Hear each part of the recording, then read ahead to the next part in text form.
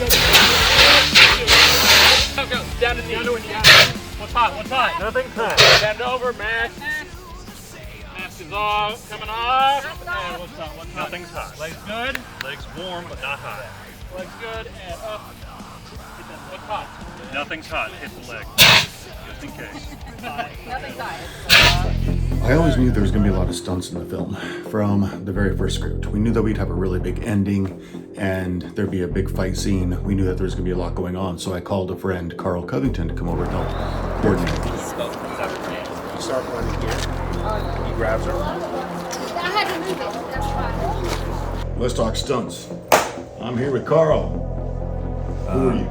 I am Carl L. Covington. I was the stunt coordinator for Vengeance 2, and also did stunt doubling for CJ Graham.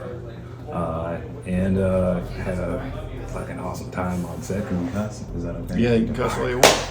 Good. When I started doing, planning out, the production crew and everything we're going to do for Vengeance 2, one person I knew right away, early on, that I was going to bring back was going to be Carl. Carl showed up to Vengeance 1 just as some help. We ended up squeezing him into the thing, but he was like invaluable. He came on and just busted his ass every single day, no matter what it was, running batteries, helping with production stuff, spray paint this, throw this, whatever. Threw you in the Elias costume because you're about the same size as CJ. Yeah. And had to do some doubling for that. Yeah. So we, you were literally one of the first people I knew that was come back. Fun fact about that, as far as the CJ Graham doubling, the picture that went viral of CJ, and CJ knows this as well, but I kept it under wraps during the time of production, but the picture that went viral of him from the background was actually me. And I remember when you put it up online, I was like, hey, I know that guy. And it was like, shh.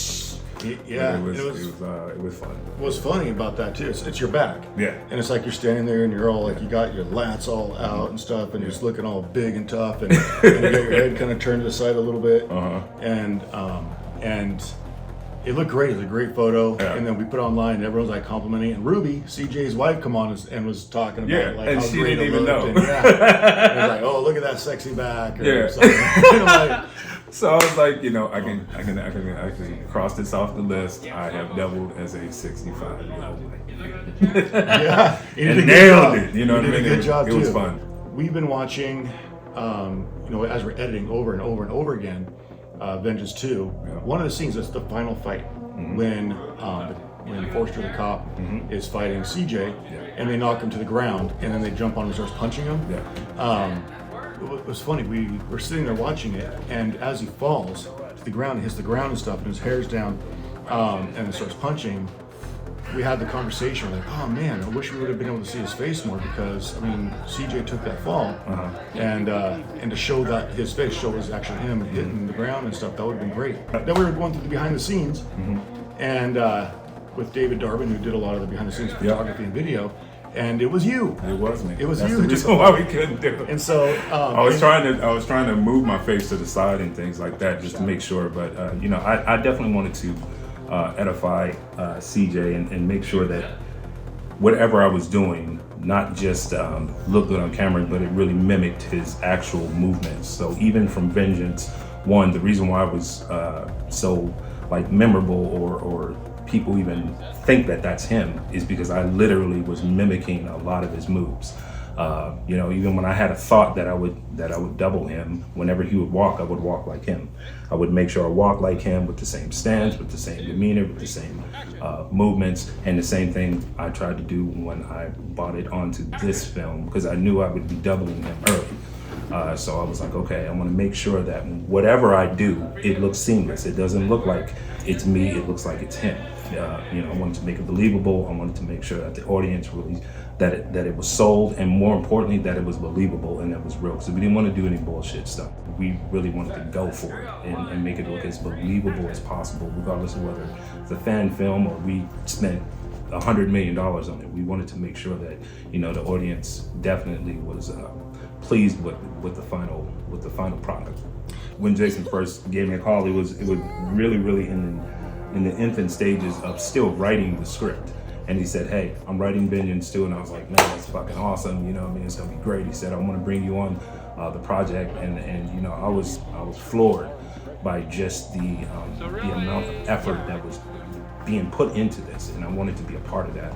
And then when this project came along, I was hoping to be a part of it in any type of capacity. And I thought I would be, hey, if you guys need somebody to run batteries, if you need somebody to go get people from the airport, because I do that shit too. While we're making Vengeance 1, you came on set, Yep. and you were just busting your ass for several days. You'd show up, you know, be early, you'd do everything, and you'd go home, always very positive and everything. And then one day, we were doing the scene in Vengeance 1. I remember. Where we had the tour group coming through, the second tour group. Now, this is one of the most important spots on our Camp Crystal Lake horror tours. So prepare yourselves for skin-crawling chills. One of the actresses, she bailed. She didn't show up, she didn't call us, nothing, because we didn't know. And we're getting ready to film, and we're like, crap, what are we gonna do? We don't really have anyone set. It was a skeleton crew that day. We don't have anyone to kind of fill that role. And I looked out the window and saw you pulling up, and I'm like, all right, hold on. And so we go out there and I'm like, hey, Carl, you want to be on film and die today? Oh, that's what he said. He said it like this, the way he said it. He was like, hey, man, you want to get killed today? I was like, hell yeah. He was like, get the makeup. And he went crazy, and he did, though. He did. He killed any and everyone. So what do you guys think? Meh, at least that costume's a little better. Yeah? Fuck.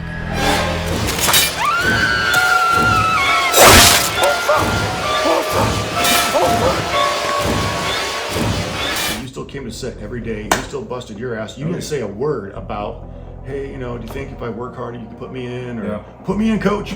No. You know, nothing like that. You didn't even hint I'm towards not it. a fanboy, man. It's more, you know, it's about work ethic for me. So it's about, you know, if you work hard enough, people notice, and you know, I was thankful because again, that springboarded into this, to where Jason McLoughlin was like, hey man, I want you to be a part of this. You know, I want you to help me with the stunt choreography. I want you to, you know, you're definitely gonna have to double for CJ, and you probably have to double for me as well. I was like, that's what I was looking forward to, you know. But that didn't quite happen. That's okay. There's maybe another time we can do it. No, and that was where I was going. Is I wanted to put you in Vengeance 2. Yeah. I wanted to give you a role, but I'm like, man, we already had you in this other role. Your face was shown, and you had that incredible line. Yeah, I just pissed myself. See what you did?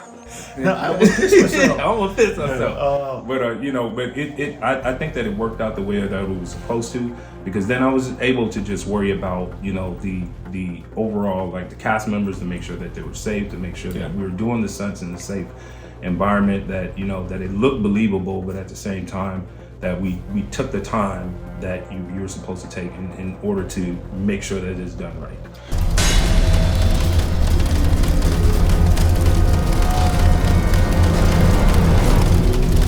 As I'm writing the script, the fire stunt, I was like, I'm like, when I had that in there, I knew I wanted to do it from a long time, because the reason was I wanted my costume to be different. You know, I'm like, how can I make Jason's costume different from the first movie and make it look cooler, darker, whatever? I'm like, okay, this is gonna be a burn, and I always wanted to do the kill with like shoving the head in the fire and doing all this stuff. So I called Carl. I'm like, Carl, you know people, right? So find someone who can set me on fire. And Carlina Gore. You know, and we ended up getting in contact with her, and you guys ended up talking, and it turned out to be like a perfect marriage, you know, with their stunt production crew, and just the way they put it together, and to be behind the set to see that happen from start to finish, it's fucking amazing. I mean, I actually have that footage, and hopefully we'll be able to put that on while we're doing this right here, this segment, so you can see that and how that played out. But just to see it was fucking wicked, man. It was, and we did that I want to say about 5 times or so before we got it right.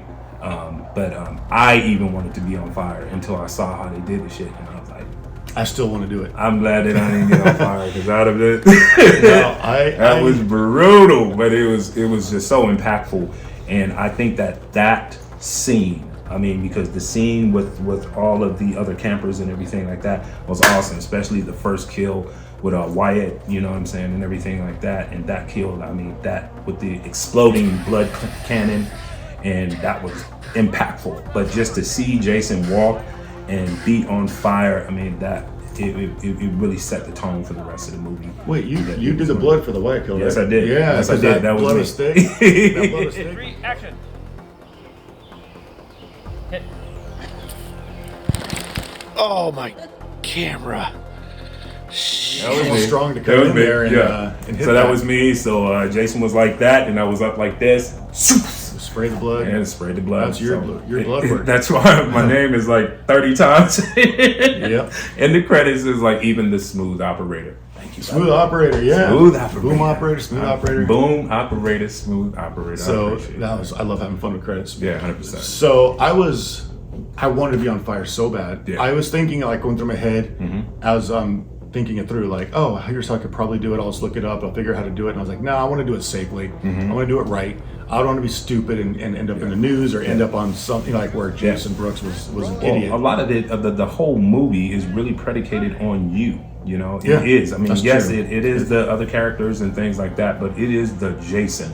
And directing. Yeah, and of doing course. all- yeah. I mean, so you're invaluable, the most invaluable piece to that puzzle, not just being Jason, but being the director and everything else like that, the writer and, you know, the whole nine. So you're definitely the captain of the ship, so we needed you, you know, so we couldn't afford to put you in a position to where you'd be in jeopardy of losing any type of time. That's true. So, you know, we had to play it smart, but again, in the end, it was the best decision. It was the smart decision. It was. Because we were able to get that scene and for it to be as impactful as it was and be done impeccably, like perfect, the way it was by Carlina and the stunt team. And it was fucking awesome. And It you was. put me in you touch guys with- rocked it. Amazing. Yeah, you guys rocked it. And they're so professional. It's like you put me in touch with Carlina, who put me in touch with Drago.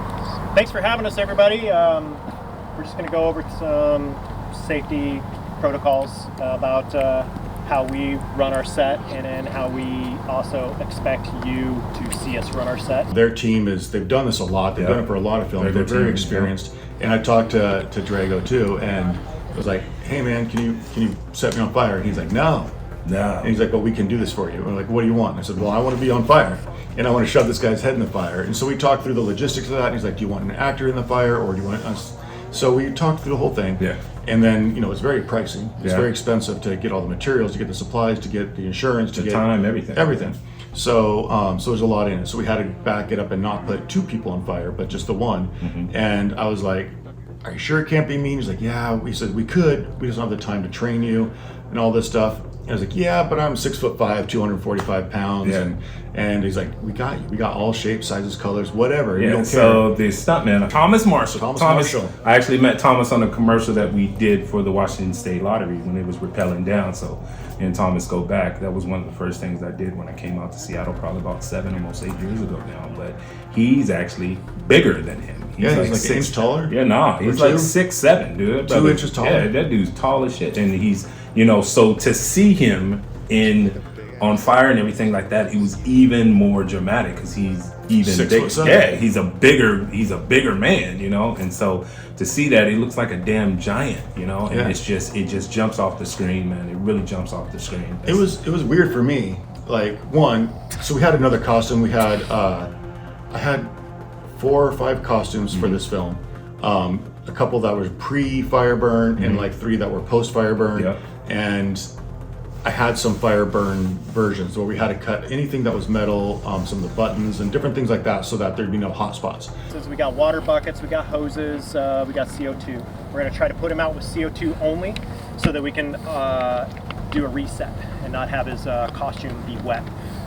If we use water, it's because he got too hot and we can't cool him off with CO2. It happens sometimes. So just know that if that happens, then we need to grab the next costume and do a reset. We had test burns. We had to test burn the costumes to make sure that they burn correctly and not overburn or underburn. And so the we mask had too, you know what I mean, to make sure it doesn't bubble up and Exactly. or meld onto your face, or and it was perfect because you need a silicone mask for protection, and that's what the mask is made of. But we put him in the costume, and that was made for him. And to stand there in front of somebody wearing that costume that I typically wear was like, it was very surreal to be like, oh, this is what that looks like in person, because I've never had that. Right? So, but Thomas did an amazing job. Yes, he did. He came in, killed it. He cared about it. He showed me what he was going to do. we were able to walk together, so I could show him like, here's how I walk. Yeah. Because it's not like he's doing another whole film. No, and he do his own version. No, it has had to be look like cohesive. me. Yeah. And Thomas was also, he was like, hey, can we do it again? You know what I mean? Because I think I want to do this, and I forgot to do this time and everything like that. So he was really on point with it. And it was like, no, I think we have the shot. He was like, no, I think we can do it one more time. So to his credit, dude, that was badass that you stepped up like that and just, you know, took your time and made sure that it was done right. Yeah, and as a director, and I know Cody with the camera, will always take a second take or third take on a fire stunt because it's badass, it's fun. Fix it in post. Yeah, no, you can, there's not no that. post on this. No post on that. And it's just real deal. And that was the real deal. We set him on fire. And it was several times, and it was amazing. And he did Yeah. this amazing walk, and he killed it. And so I've had a lot of people come to me and say, wow, what was it like being on fire? Or you did really good. And I'm like, no, that wasn't me. I got to give credit to Thomas Marshall. Yeah. He's the one who did it. He killed it. He did amazing. And they're like, really? Because he walked like you, he turned like you, he did all this stuff. And it's like, yeah, he cared enough to listen, you know, to do the small things. To do the small things and to keep all that in mind. While you're on fire. While you're on fire. That's what's impressive to me is like he kept it all, he got the performance down while he was on fire and all that. So love talking about Thomas when people bring up the fire stunt 100%. on interviews and stuff because he did an amazing job.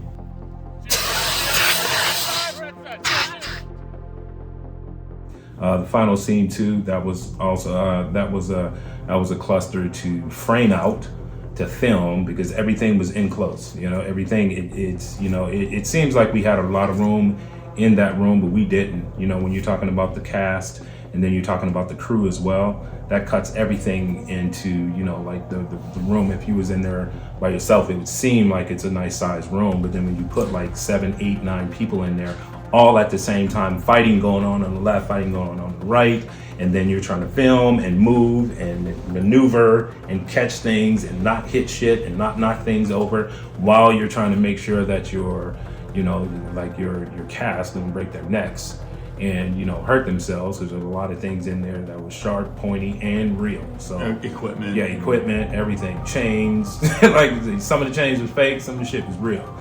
Some of the props were fake, but you know, there was a lot of things in there that you could definitely get hurt on. So it was hard to frame that out, but it was actually a fun sequence. And when you look at it now, and you see Kelly. A standout experience with my stunt work was there's this point where Jason Voorhees, he's choking me, and I have to kind of crawl up this altar. She crawls her feet up the podium in the church and then launches back. We did that 8, 9 times. And jump back and land on the Jason Brooks, who plays Jason Voorhees. And on the last time, when we came down, there was like she twisted a little bit or something happened a little bit different than every other take, and her shoulder kind of hit in my rib.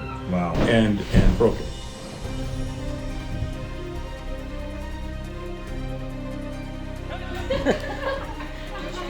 And that cracked his rib. And unfortunately, it was not the first time that a stunt between he and I had cracked a rib. We finished that whole rest of that scene out, including standing on my back, you know, the chain and stuff. Like the whole rest of the fight scene, I had the broken rib. Again, that's why he deserves to wear the mask. And I mean, that's dedication. So this poor guy just keeps getting beaten up by me. I was fine, wore a rib brace for a bit, and then the second one again was Kelly. Right after the truck hit me, I was wearing pads. I was wearing stunt pads. It was the only time in the entire filming ever that you wore that I've wore pads ever. And I go tumbling and fall, and then she comes running out of the truck and starts stabbing me. I really wanted her stabbing me over and over again, blood spraying and stuff, just going balls out, shit crazy, stabbing me over and over again, blood spraying. And I said, do not hold back. You've got the stunt knife, don't hold back. Punch me in the chest over and over again with this thing. And she did, over and over again. We did take after take after take. And then on the last take, as she was going and acting, she's phenomenal. But she got just to the side and got you of right the up pad, underneath got me right underneath the pad, which didn't break there. It like shifted my rib, so it was separated from the cartilage. And then I felt it instantly, and I was like, "Whoa!" And I put my hand up, you know, and then Cody's like, "Cut, okay, that's good, we got it up," and then had to finish the rest of that night out. But that one was a little bit tougher to recover from, but it did, you know, it looks great and pulled it off. Well, at the end of the day, you know, Did it look good on film? It looked great. But that specific fight scene, that final epic battle, was a very memorable night because Jason Brooks was suffering from a cracked rib. I was suffering from a kidney infection, which I could literally just feel my kidney screaming in pain. And I didn't tell anyone because I just wanted to, you know, fight through, and I knew that it was crunch time. Kelly was on Jason's back and she had the chain and she was holding on to him like that while you're reaching out to Sanaya. Man, that scene right there was... That was real. That was real. That was 100% real. 100% real. I had that in my mind when I was writing the script. Yeah. So it's written in the action sequence that she would climb up my back because I just, in my head, that just looked badass. Having her like pulling on the neck to pull him away to save the sister while using her body as leverage to kind of, you know, I thought it'd look cool. And then we got on set and I'm like, can we do it? Yeah. Like, let's figure out how to do it. And so like, we can do it. I don't know if they'll, you know, if as long as Cody says yes, like we can do it. And so we tried. Like we're the ones to say no, and that's the thing. I think that's why we had so much fun, because usually you have to go ask somebody who's like, hey, can we do this? And they're like, no, we can't do that shit. But it's like, it's a different story when you just have to ask you. It's like, you think we can do it? It's like, yeah, we can do it. Like, well, let's do it. But then even physically, figure it out. Like Kelly having to stand there almost sideways, like with her feet on my back and my leg, and that's a chain, by the way. Yeah, and then having to joke for real. Hold yourself up and your core and everything to pull back sideways. Like, it took a lot of physical strength for her as well, and but it was definitely worth it. And like, I originally was gonna have my hands around the chain to protect my neck, but as I felt it, it was hitting a spot on my neck that was fine. And so I was able to like let one hand out and the next, and like, okay, it's gonna look better, just my neck. So I'm reaching out with both hands.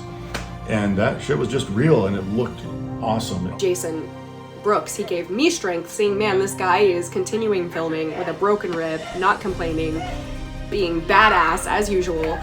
And here I am, you know, also not feeling the best, but I pulled on that, you know, he gave me strength to just push through. And so we were just, you know, our limbs were falling off, and we were still doing the best that we could, and that scene turned out amazing. And so just to know that the state that we were in while filming that, it just makes me all the more proud of that scene, because it's a really cool scene. Oh my god. I want to edify the big guy right here. You know, it's you know, and I know a lot of people give him praise, and a lot of people, you know, just know that he's a great guy, and his work ethic, hard working and everything like that, but his fearless dedication to this shit is just like otherworldly. It's one thing to come in and want to make a good film and put your best foot forward and work hard and put in the hours and this and that, but Jason would take the extra step. So he was the director. I mean, he did stunts, you know what I mean? He did the writing, he wrote the film. I mean, he did all these aspects. So he would go from doing that stunt to when they say cut, Kelly would get down and he would go behind the camera, check it, make sure everything was right, make sure everybody was where they were supposed to be, and make sure that the scene was right. So, I mean, I don't think there's enough credit given to you for that, for like really making sure that the whole movie was done correctly, not just being in front of the camera with a damn, you know, knife and slashing people and shit like that. That's only one aspect of it. But I'm talking about 360 degrees of this movie your hands touch, man. And, you know, I really... You know, that's for me, I admire that. So it was hard for me and everybody else, and I'm pretty sure I speak for everybody else, from Cody on down. It was hard for us to say that we're either tired or that we're not willing to do something, or we can't stay a little bit later, or we can't do this, or we can't do that. When you see this man doing all of this hard-ass work, you know what I mean? And really rocking the shit. So it made it hard for me to be like, well, I'm tired. It's like, well, if he can do this, because he's doing everything I'm doing in a 40, 50, 60 pound mask and wardrobe, right? So if it's 113 degrees outside because we went through the fucking heat wave, right? It must have been at least 140 degrees in that suit. So he's doing everything that we're doing in that suit. And, you know, so that really set the tone. It's hard, and it's hard not to follow a person who sets the tone like that. We leaned on each other to, you know, to keep that morale up and to keep that energy up and keep that, you know, ferocious shit, that tenacity shit, whatever you needed to make this you know, like a kick-ass movie. You know, no doubt about it. And I think it was a lot like that. And then there's times where it got hard. Yeah. And like the hardest night that I can remember was the night we filmed Darcy's fight scene.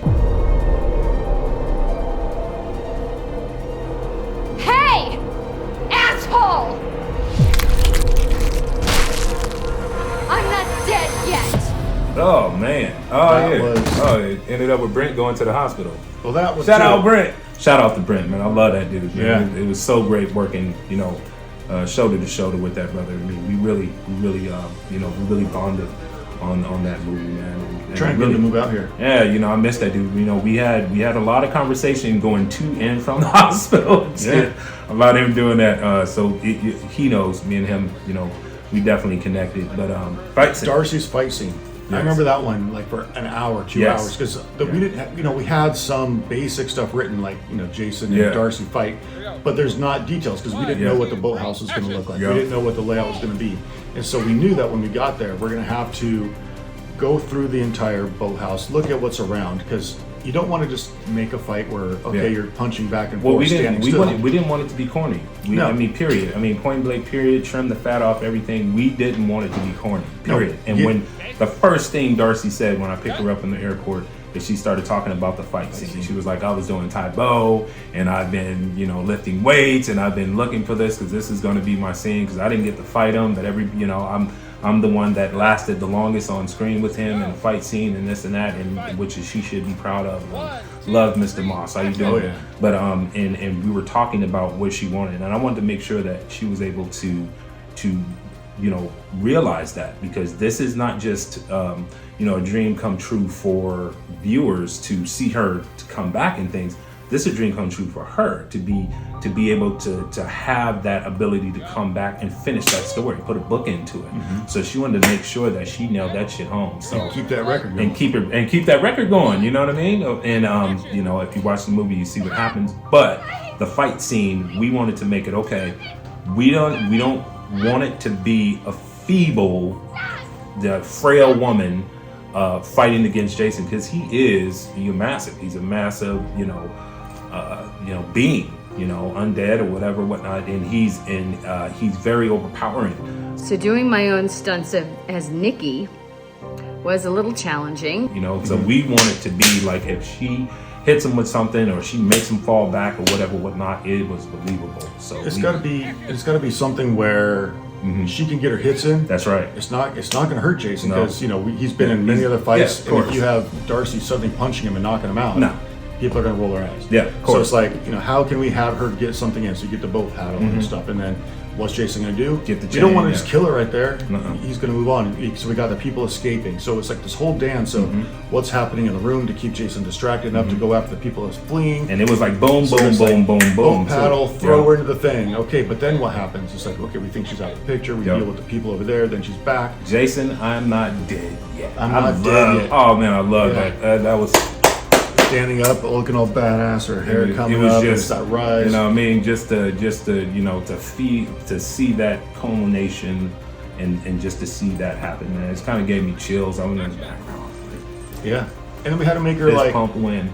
like, what is her strength that Yeah. Jason doesn't have? How can she fight Jason? Like, Yeah. just make her a squirrely little Yeah. spider monkey, Yeah, jumping on exactly. his back and doing the stuff where Jason can't necessarily reach her. Yeah. So she can still get that fight going, Yeah. and she's throwing hooks into him. And Demoss was game, man.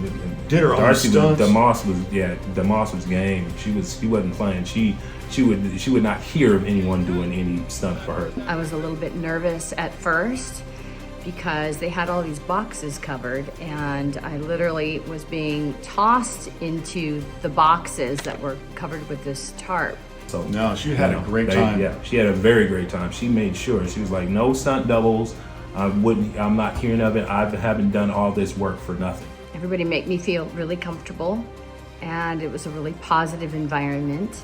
And she did it all herself. Yeah. And we had Let's a lot make of sure fun. you don't kill yourself trying to Throwing do her this. into the pile Oh yeah. over and over again. She's like, should we do it again? Let's do it again. Yeah. Did it look good? Yeah. Let's do it again. Yeah. Maybe we'll do it again for I mean, fun. she did it while she was in the air. I heard her say it. Yeah. He was throwing her, and she was like, "Let's do it again."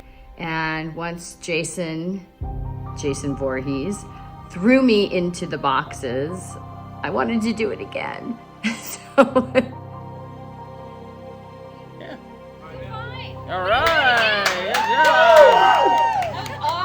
And she, and we have to set back up, and she'd do it again, and she'd come back up, and she did it again. Oh man, Well, I had a about launcher. 8 or 9 times, yeah. Oh yeah, 8 or 9 At times. least 8 or 9 times. And so I had a launcher in the air, I don't want to overestimate, but I'm serious. I think we did that about 7 or 8. I'm sure we did. I had a launcher in there. She's standing on a couple apple boxes to get that started. Yeah. And now on 3, I have to push her up, get her launched with one hand safely. Yeah. And on the first couple of them, you know, I'm like, we're not getting a lot of air, we're not doing much and stuff, but I, you know, was being delicate, and she's like, don't be delicate. Right. Yeah. She's like, you know, it's fine. Grab me where you need to grab me. Yeah. Throw me how you need to throw me. Yeah. Just grab me and throw me. I'm like, all right. And so then we started doing it that way. And she did great, and she loved it and was ready to go back again. And like, are we done with this? Yeah. You know, but I think she came in a little sore the next day. Yeah, she did. Yeah. She's kind of boogered up. It turned out really good, and I'm super excited about it. Mr. Moss, love you, lady. Absolutely. That's awesome, man. It was awesome being able to work with her, and she's a pistol, man. That woman is she has super amount of energy, man. She still texts me and she's ready to do it again. Yeah. Like, come on, I think I can do it better. Like, fix it in post. Absolutely. All right? She's ready to go again. And we'll fix it in post. Oh, we had a great time. I can't wait to work with her again. 100%. Fuck you. I'll see you in hell. So a lot of the stunts were, you know, again, just like whether it been Darcy or anybody else, they had to sell their stunts. So it wasn't about Jason snatching them, it was about them using their own body momentum to sell that. And that was that wasn't the hard part, but it definitely was challenging because some people weren't used to doing that. Some people, that was the first time they ever even thought about doing anything like that, much less doing it on camera for for something of, this magnitude. And most of the people on this film were first-time actors or one-time actors. They won raffles like Danny. And Danny's Gillis, another perfect example with the glass table. I take her head and violently smash it into this glass table, and when I do that, we say, hey, here's what's going to happen. I'm going to put my hand on your neck back here. I'm going to keep it there, and then on 3, you're going to go down as fast as you're comfortable with towards the table and stop. But still, you need to make it believable. And so I'm just there's going a to go fine line in that. Yeah, and I'm just going to go with you, and I'm going to try to sell my action, my motion, while you throw your head down, and it works, And so you can get a much more violent-looking outcome by having them be as aggressive as they want to be with themselves. Same thing we did with you getting hit by the truck. With the truck? Yeah. Ooh, I did that one another 8 or 9 times too. Yeah, that was fun. Tumbling. But, so everything was done safely, thank God. No one got hurt.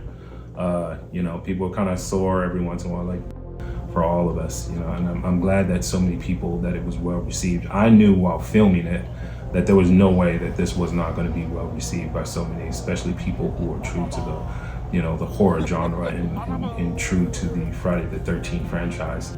Thank you for letting me be a part of it, brother. Oh, my pleasure, man. And even on set, looking at Cody's footage, without his cinematography and his lighting on this, it'd be a different film. And he really nailed it. And I knew he had something special when I saw the playbacks every day. Yeah. And we saw that. And now, with the team we had for the stunts, for the fights, for the choreography, for the makeup, for the effects, and all this stuff, we're winning awards.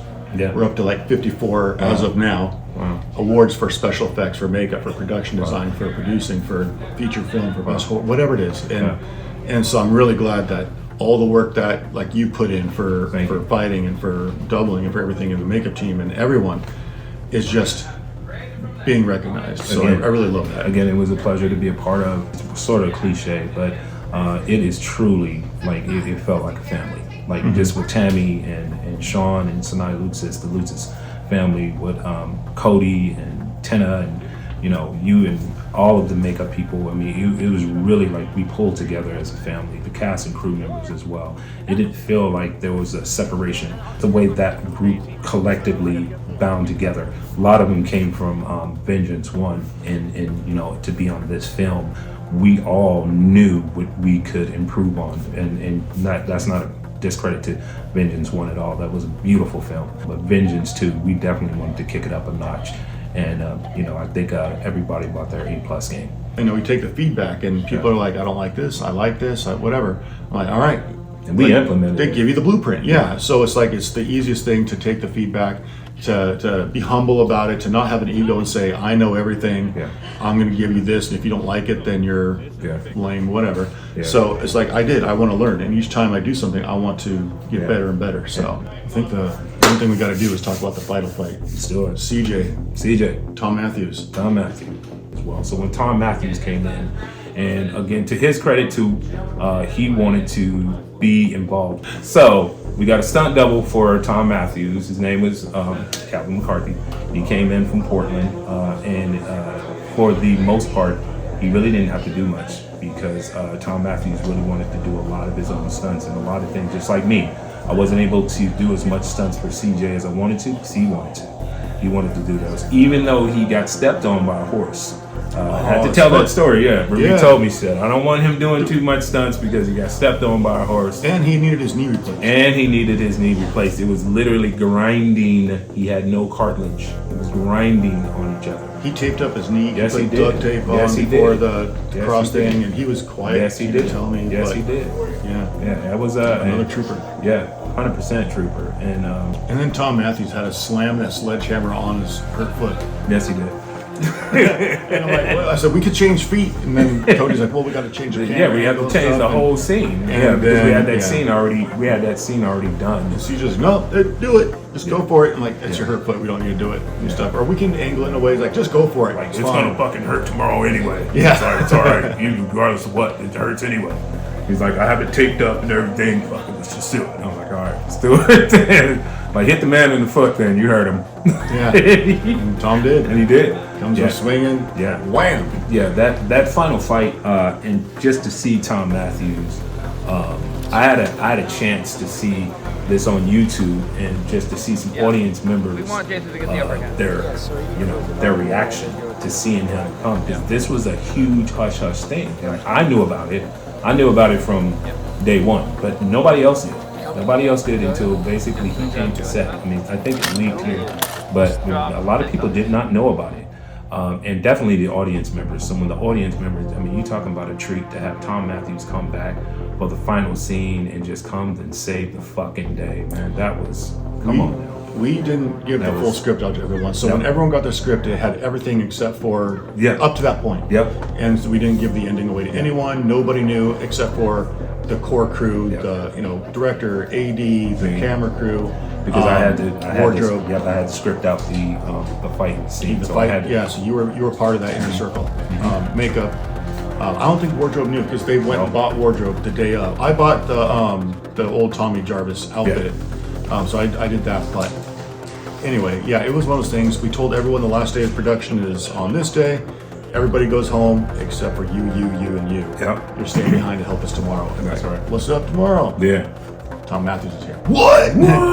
So that's how it was on YouTube too. When like the final fight scene and everybody saw it, and you see him come in.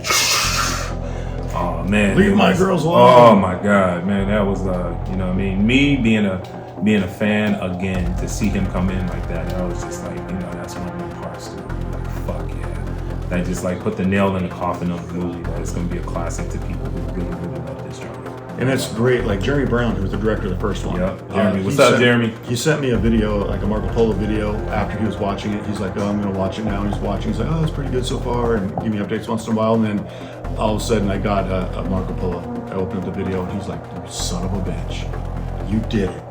Holy shit, you fucking, how the hell did you pull that off? He's like, I never thought in a million years. And he said, I jumped out of my chair. I was like a little schoolgirl. I was so excited. I was screaming.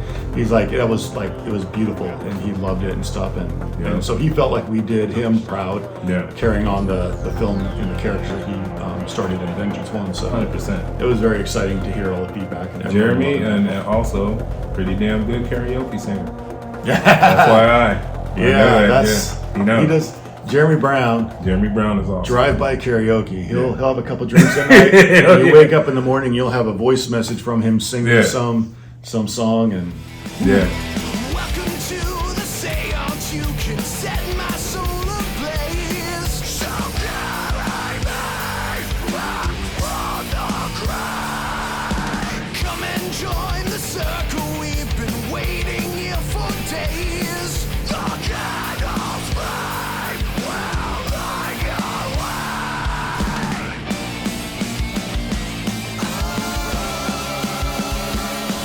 my sanity abandoned me a long, long time ago.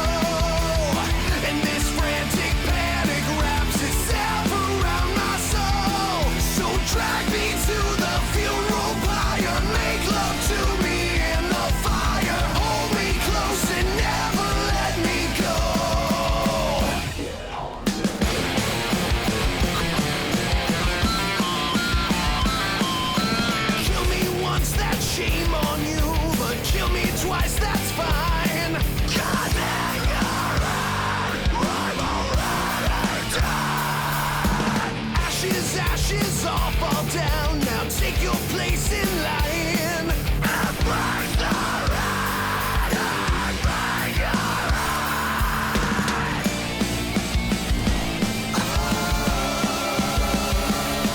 My sanity abandoned me a long, long time ago. And this frantic panic wraps itself around my soul. So drag me to the funeral pyre, make love to me in the fire, hold me close and never let me go. Get haunted.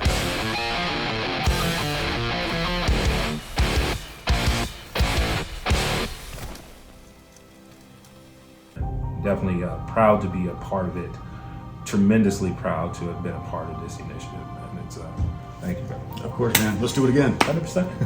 I'll do it. Next time I'm the bad guy, all right? Yeah, well, let's see. All right, I'm the monster. You're the monster. I'm the monster. I'll make you the man. monster, Come on. man. I got you. You heard it. It's on camera. Yeah. I got plans. Oh, good. I got Good. plans. Good. All right, man. All right, brother.